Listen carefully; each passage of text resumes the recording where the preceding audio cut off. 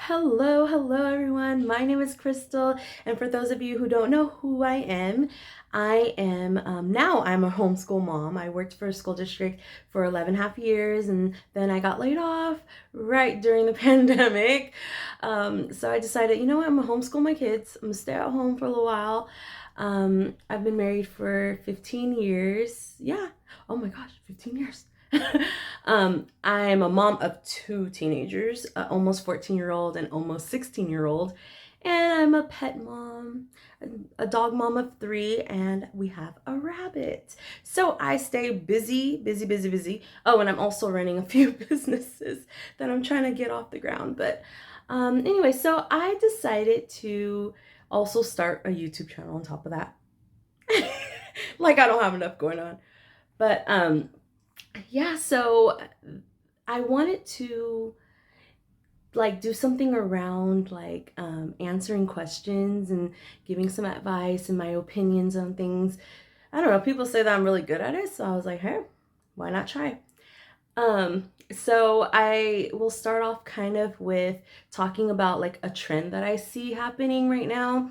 Or I don't know if you can call it a trend, but something that I see happening, a question that keeps arising in some of my groups. And that is with the homeschool groups, I'm seeing that a lot of the parents, especially new parents, are wondering what age do they start homeschooling their kids? They know that they want to homeschool, which is hard to figure out if you don't know or you do know. But they figure, can I start homeschooling my kid at 2, 3 years old, 4 years old? What's a good age to actually start doing a curriculum with my kid? And I've seen many answers to that, but I wanted to share my own personal opinion because I forgot to mention that I also have my childcare license and have preschooling experience. So I want to share some of my experience with you. So to answer the question, when should I start homeschooling my kid? I mean, I feel like when they're as soon as we give birth, we're schooling our kids. Like we're over here teaching them things and like language, talking to them, singing to them, reading to them, right? But I know what they mean. They mean more of like a structured lesson type learning. And so as most of us might know that kids learn through play. And I'm going to stick with that. Kids learn through play, especially when they're like a younger age. So like under the age of like 6, I would just stick with the playing. And what that means is not just letting them run amok and mess up your whole kitchen and your living room and just play in their room all day. It means you make up games, you play with them, you ask them open-ended questions, such as, well, why do you think, this and this did this, or whatever, or,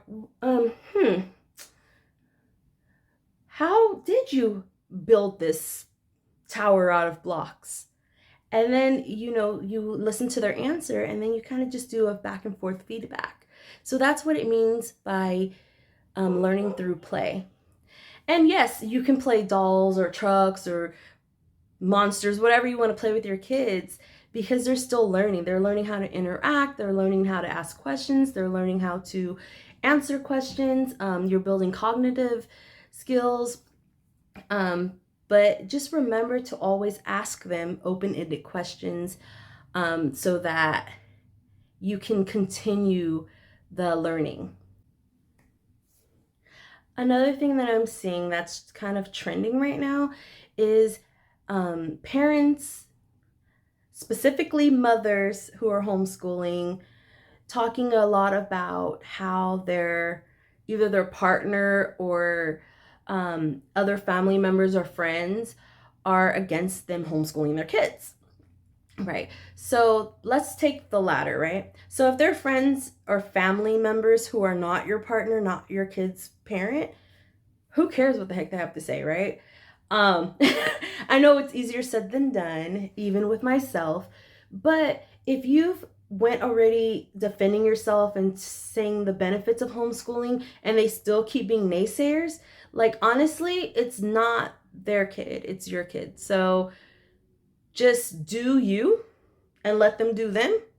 And sometimes you got to cut toxic people out of your life, or you need to not tell them what's going on.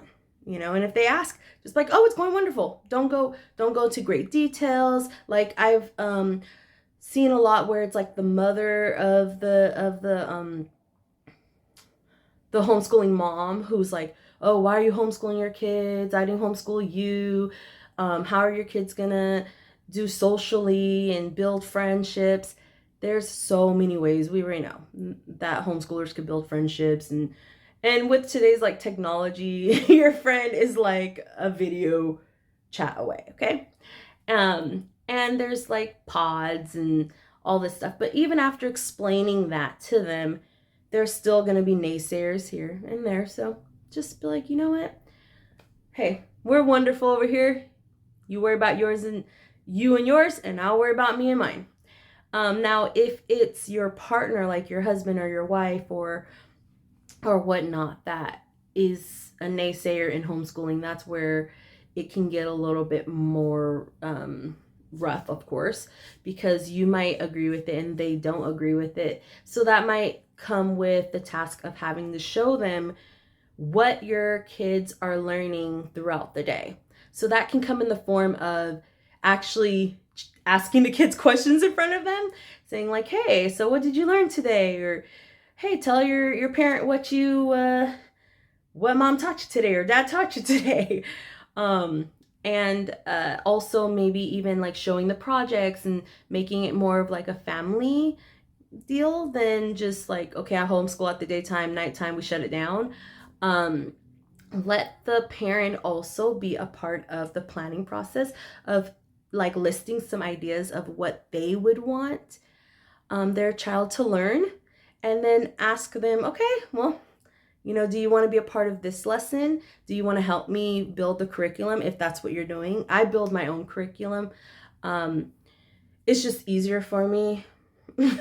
And I hate being the person that like being told what to do and how to do it. So I like to just kind of build my own, but we'll get into that on another video. But if you have a curriculum that you're already, bought or you're using, then let that parent who is a naysayer, look over it with you so that they know that their child is learning, math, science, history, English, or whatnot. So that's kind of what I've been seeing the last few months.